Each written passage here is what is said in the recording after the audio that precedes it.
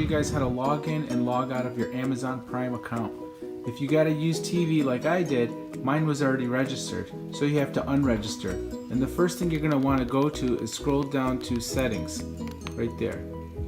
Right now I'm signed in, so what I wanna do is go to deregister. That's if you already had an account on there. For some reason there was one on there. I believe whoever had it before me did that. So you deregister, push OK. You have successfully deregistered your account. Okay, I have Amazon Prime for shipping stuff. I like getting stuff in a couple days. So now your TV now says sign in at the top. So you click on sign in. They shoot you a code on your TV, and then it says you need to go to this website. You're going to go to amazon.com/mytv on any computer or cell phone.